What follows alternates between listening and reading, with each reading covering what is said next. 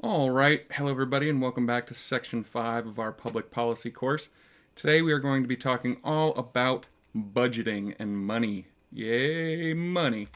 So I got to start by talking first off about how I am not an economist. I'm not an accountant. Um, I know very little about the actual nuts and bolts of, uh, you know, putting budgets forward, creating budgets, all that kind of stuff. This is a very broad overview.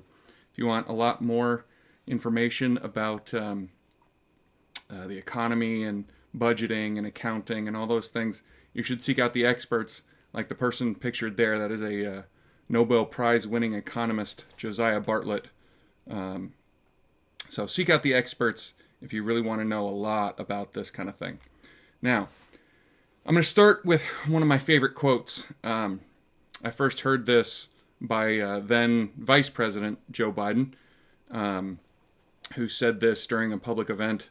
And he was copying it from somewhere, but I don't remember where he was copying it from. But don't tell me your values, show me your budget, and I'll tell you what you value, right? Because our budgets really are a reflection of our values. So the national budget is a reflection of the president's values and the agencies that create their own budget's values and Congress's values, and by extension, really national values, right? These are what we as a country value. And every country can say that, right? Your nation's budget is what you as a country value, right? So we're going to start just by talking a little bit about the history of how the budgeting process works in the United States. And for the first, century and a half of the country's history, the federal government was very small, not a lot of responsibility, um, not a lot of agencies, not a lot of money to be, not a lot of money in, and not a lot of money out, right? Comparatively, um, so the basically each federal agency would compile what they wanted as a budget. They'd give it all to the Treasury, and the Treasury wouldn't edit it. They would just compile it into one big document, send that to Congress, and the Congress would pass it, right? Now, one of the reasons that they were able to have all this money to be able to cover all of the things that they wanted to do are A, again, there really wasn't a lot for the federal government to do back then, and B, most of the country's money was made with protective tariffs, right? So taxes on goods coming into the country that were manufactured, created, developed, mined, harvested from foreign countries, which was, as we now know, in a modern economy, is a really bad way to raise money. So then we get to kind of what's called the Progressive Era, which is that kind of post-Civil War, pre-World War I, late 19th century, very early 20th century kind of era.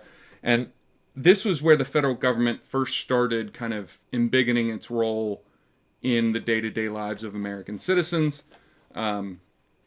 This is where a lot of different federal agencies were created. Existing agencies had their role expanded.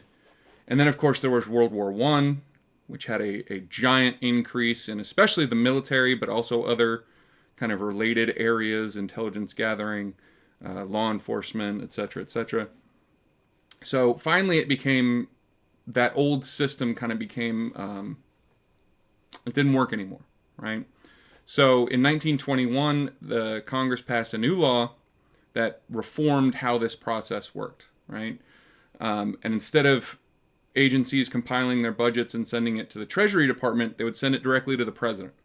And the president and their new kind of helping agencies would compile the budget and have input on it, change things around, increase here, decrease there, and then make it into one large budget that they would then send to Congress, right? And we're going to talk more about how this process works later on in this section. But as part of this process, the law created what is now known as the Office of Management and Budget. It had a different name early on, but it's now the Office of Management and Budget, which has a huge role in the creation of budgets. And then, of course, the General Accounting Office, which are basically, it's a little more complicated than this, but they're the accountants of the federal government, and they get to determine, where money is going, and is it actually going to the places it needs to go, and is it being spent how it should be spent, et cetera, et cetera, et cetera. So, of course, then over the course of the 20th century and into the 21st century, we get bigger and bigger budgets. We get more and more federal agencies, more and more federal employees, more programs to help American citizens, Social Security, Medicare, Medicaid. The Defense Department has grown and grown and grown and grown. So that has made this whole process more complicated. It takes more time. It takes more effort. Each year's budget is a giant, huge, probably hundreds or thousands of pages of documents that all need to be kind of compiled and reviewed. And again, we're going to talk more about that. But the biggest, at least attempted change in this process was in the 1980s with Ronald Reagan, who in his first few years in office, he really wanted to have kind of a top-down creation process where instead of agencies telling the president what budgets they needed, President Reagan would dictate to the agencies, hey, here's what you're going to do. Here's how you're going to, the size of this, and these programs we're going to expand, and these programs we're going to get rid of, and all these things.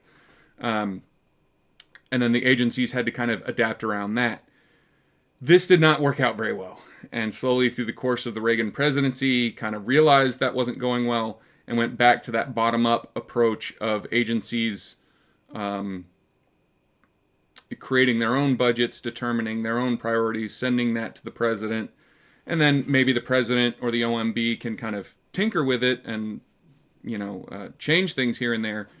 But the impetus, the basic product to work with has remained with each individual agency ever since. All right.